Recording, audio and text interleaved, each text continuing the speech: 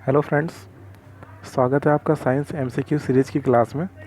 यहाँ पर हम साइंस के मल्टीपल चॉइस क्वेश्चंस देखेंगे एंड उनसे रिलेटेड उनके आंसर्स को देखेंगे। ठीक है, चलिए स्टार्ट करते हैं। पहला क्वेश्चन है, चर्म रोग के उपचार में प्रयोग किया जाने वाला रेडियो आइसोटोप है। ठीक है, तो जो चर्म रोग के उपचार में जो रेडियो आइसोटोप यूज़ किया जाता है वह निम्नलिखित में से कौन सा है? तो इसका आंसर है हमारा D C, radio phosphorus. Radio phosphorus हमारा चर्म रोग के उपचार में यूज़ किया जाता है। ठीक है, अब आइसोटोप क्या होते हैं? एक होता है आइसोटोप, एक होता है आइसोबार्स। ठीक है, आइसोटोप होते हैं जिनको समस्थानिक बोला जाता है, आइसोबार्स जिनको समभारिक बोला जाता है। ठीक है, तो समस्थानिक क्या होते हैं? समस्थानिक ऐसे परमाणु परमाणु परमाणु पदार्थ होते हैं, समस्थानिक ऐसे परमाणु पदार्थ होते हैं जिनका परमाणु क्रमांक सेम रहता है, परमाणु क्रमांक बराबर रहता है। ठीक है, और आइसोबार्स जिनकी द्रव्यमान संख्या समान होती है, ऐसे परमाणु पदार्थ जिनकी द्रव्यमान संख्या समान होती है। ठीक है, उनको क्या कहा जाता है? समभारिक कहा जाता है, आइसोबार्स। ठीक है, तो इस क्वेश्चन का आंसर क्या है? सी, रेडियो फास्फोरस। ठीक है, अब देखिए ऑप्शन है, पहला है सीसा, दूसरा है कोबाल्ट, तीसरा है फास्फोरस, चौथा है आयोडीन। तो सबके परमाणु क्रमांक हम लोग देख लेते हैं। पहला सीसा, सीसा का परमाणु क्रमांक कितना होता है? 82, और इसका परमाणु भार कितना होता है? 207। ठीक है, कोबाल्ट का परमाणु क्रमांक 27 होता है, और इसका परमाणु भार 58। ठीक है, फास्फोरस को हम लोग पी से प्रदर्शित करते हैं, इसका परमाणु क्रमांक होता है 15, इसका परमाणु भार होता है 30। ठीक है, आयोडीन को हम लोग आई से प्रदर्शित करते हैं, इसका परमाणु क्रमांक होता है 53, और इसका परमाणु भार होता है 126। ठीक है, फास्फोरस दो तरीके का होता है, एक लाल फास्फोरस, एक सफ़ेद फास्फोरस। ठीक है, दोनों फास्फोरस के परमाणु क्रमांक हमारे कितने रहते हैं? सेम रहता है, 15। ठीक है, चलिए नेक्स्ट क्वेश्चन। दूसरा क्वेश्चन है हमारा, बहुत अधिक ऊंचाई पर मनुष्य की लाल रुधिर कणिकाएं का आकार कैसा हो जाता है? ठीक है, बहुत अधिक ऊंचाई पर मनुष्य की लाल रुधिर कणिकाओं का आकार कैसा हो जाता है? तो इसका आंसर क्या है? लाल रुधिर कणिकाओं की संख्या बढ़ जाती है, लाल रुधिर कणिकाओं की संख्या बढ़ जाती है। जब मनुष्य बहुत अधिक ऊंचाई पर चढ़ता है तो मनुष्य की जो लाल रुधिर कणिकाएं, जिनको आरबीसी बोला जाता है, उनकी संख्या क्या हो जाती है? बढ़ जाती है। ठीक है, क्यों बढ़ जाती है? क्योंकि जब मनुष्य बहुत ज़्यादा हाइट पर जाता है तो वहाँ पर वायुमंडलीय दाब कम होता है। वायुमंडलीय दाब कम होने से जो मनुष्य का जो प्रेशर होता है, ब्लड प्रेशर, ठीक है, वो घट जाता है, इसी कारण इसकी संख्या बढ़ जाती है। अब देखिए, ब्लड हमारा 3 चीज़ों से मिलकर बना रहता है। पहला होता है आरबीसी, जिसको एरिथ्रोसाइट बोलते हैं, दूसरा होता है ब्लड सेल्स, जिसको ल्यूकोसाइट बोलते हैं, और तीसरा होता है प्लेटलेट्स, जिसको थ्रोम्बोसाइट बोलते हैं। ठीक है, इन 3 चीज़ों से मिलकर हमारा रक्त का निर्माण होता है। रक्त का निर्माण कहाँ पर होता है? बोन मैरो में होता है।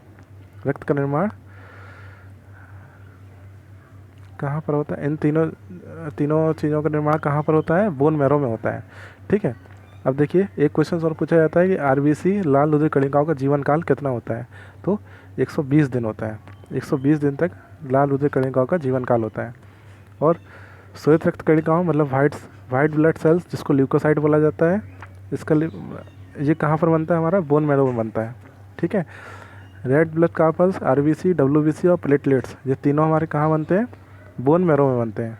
ठीक है, चलिए अगले क्वेश्चन पे चलते हैं। नेक्स्ट क्वेश्चन है हमारा, आधुनिक चर्म शोधन उद्योगों में कौन सी धातु पाई जाती है जो विषैली होती है? जो चर्म शोधन उद्योग रहते हैं उसमें कौन सी भारू धातु पाई जाती है? कौन सी धातु ऐसी होती है जो विषैली होती है? तो इसका आंसर क्या है हमारा? क्रोमियम। क्रोमियम ऐसी धातु होती है जो चर्म शोधन उद्योगों में उपयोग की जाती है और विषैली भी होती है। ठीक है, अब देखिए, इसमें 4 ऑप्शन दिए गए हैं, निकेल, जस्ता, क्रोमियम, सीसा। इन चारों के बारे में जानते हैं हम लोग। पहला देखते हैं निकल। निकल को हम लोग Ni से प्रदर्शित करते हैं। इसका परमाणु क्रमांक कितना होता है 28 और परमाणु भार कितना होता है 58। ठीक है। दूसरा होता है जिंक। जिंक को हम लोग Zn से प्रदर्शित करते हैं। इसका परमाणु क्रमांक कितना होता है 30। इसका परमाणु भार होता है 65। क्रोमियम को हम लोग Cr से प्रदर्शित करते हैं। इसका परमाणु क्रमांक होता है 24 और परमाणु भार होता है 51। ठीक है। इसका देखिए लेड। लेड का परमाणु क्रमांक होता है 82 और परमाणु भार होता है 207। ठीक है। नेक्स्ट क्वेश्चन में चलते हैं। अगला क्वेश्चन है हमारा, स्ट्रोंशियम लवण के द्वारा बुनसेन ज्वाला को कौन सा रंग प्रदान किया जाता है? स्ट्रोंशियम एक तत्व होता है, एलिमेंट होता है, परमाणु तत्व होता है जो जिसके द्वारा हम लोग बुनसेन ज्वाला को कौन सा रंग प्रदान किया जाता है? तो इसका आंसर क्या है? किरमिजी लाल। किरमिजी लाल रंग प्रदान किया जाता है बुनसेन ज्वाला को स्ट्रोंशियम लवण के द्वारा। ठीक है। अब देखिए स्ट्रोंशियम क्या होता है? स्ट्रोंशियम एक परमाणु तत्व है, ठीक है, जो हमारी आवर्त सारणी में है। अब देखिए स्ट्रोंशियम को हम लोग Sr से प्रदर्शित करते हैं।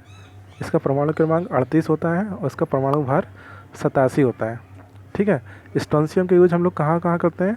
फायरबॉक्स, पटाखे बनाने में, आतिशबाजी बनाने में स्ट्रोंशियम का यूज होता है, क्योंकि जो आतिशबाजी में जो भी लाल रंग की रोशनी निकलती है, प्रकाश निकलता है, वो स्ट्रोंशियम के द्वारा ही होता है। ठीक है। टूथपेस्ट में यूज किया जाता है, कैंसर थेरेपी में यूज किया जाता है एंड फ्लेयर्स में यूज किया जाता है। ठीक है।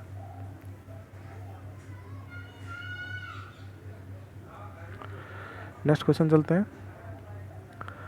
अगला क्वेश्चन है हमारा, कृत्रिम सैटेलाइट के अंदर व्यक्ति भारहीन महसूस करता है क्योंकि पृथ्वी का आकर्षण बल जो कृत्रिम सैटेलाइट रहता है, आर्टिफिशियल सैटेलाइट रहता है, उसके अंदर जो व्यक्ति बैठा रहता है वो अपने आप को वेटलेस, भारहीन महसूस करता है। क्यों महसूस करता है? क्योंकि पृथ्वी के आकर्षण बल अभिकेंद्र बल के समान होता है। इसका आंसर क्या है हमारा? पृथ्वी का जो आकर्षण बल है हमारा वो अभिकेंद्र बल के समान होता है। ठीक है। अब देखिए अभिकेंद्र बल क्या होता है? एक होता है अभिकेंद्र बल, एक होता है अपकेंद्र बल। ठीक है। अभिकेंद्र बल क्या होता है? जो हमारा केंद्र की तरफ लगता है। और अपकेंद्र बल क्या होता है? अपकेंद्र बल हमारा अभिकेंद्र बल की प्रतिक्रिया के बराबर होता है। ठीक है।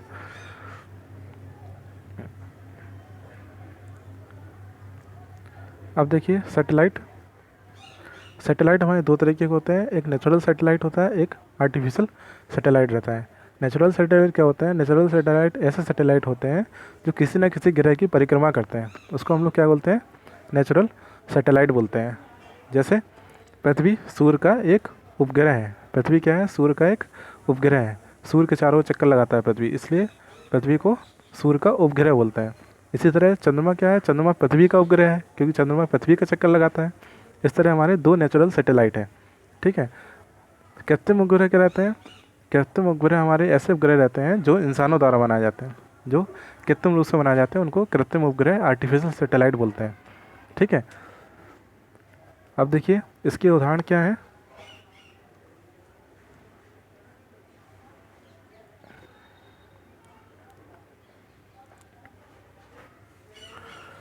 इसका उदाहरण है, पहला है स्पुतनिक फर्स्ट। ठीक है। स्पुतनिक फर्स्ट जो सोवियत संघ द्वारा 1957 में भेजा गया था। ठीक है।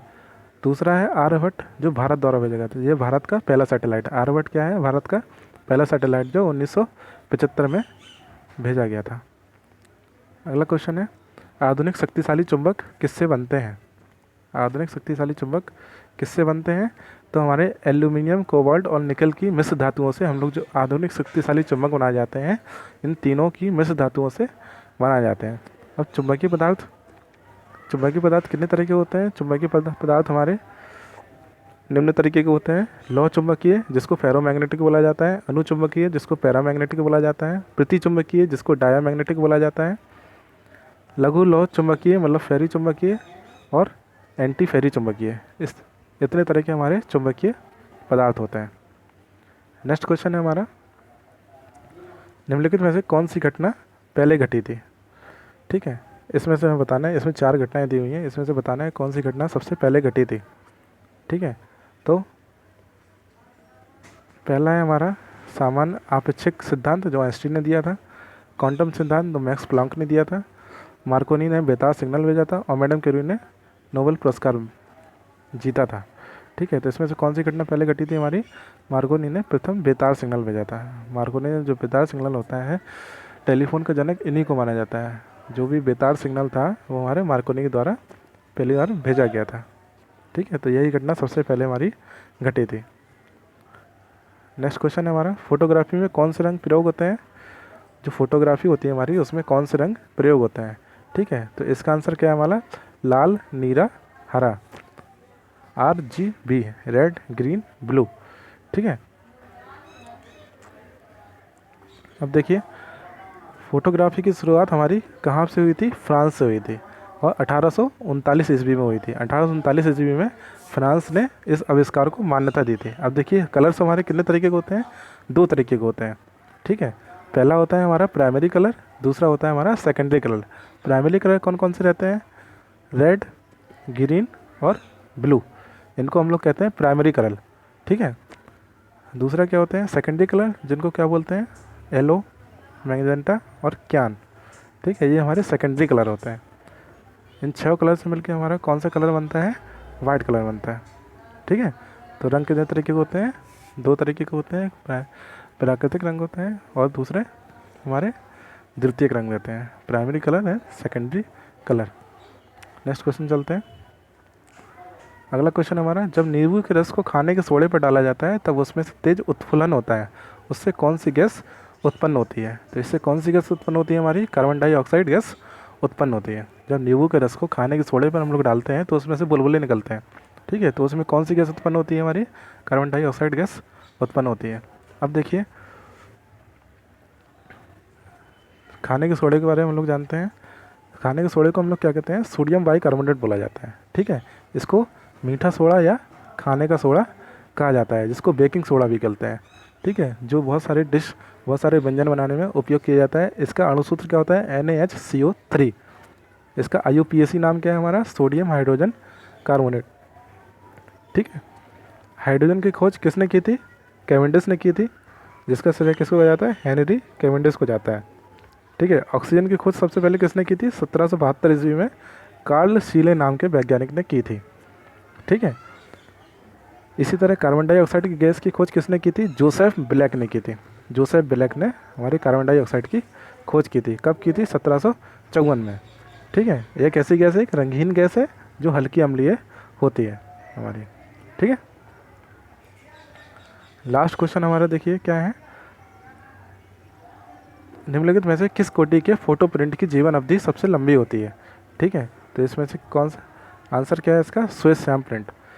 एक कलर्ड प्रिंट आउट होता है, ठीक है, एक ब्लैक एंड वाइट आपका प्रिंट आउट होता है। तो जो ब्लैक एंड वाइट हमारा फ़ोटो प्रिंट होता है, इसकी जो लाइफ टाइम होता है, इसका क्या होता है?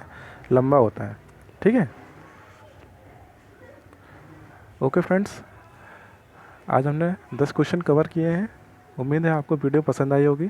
ठीक है, अगले वीडियो के लिए इंतज़ार करिए।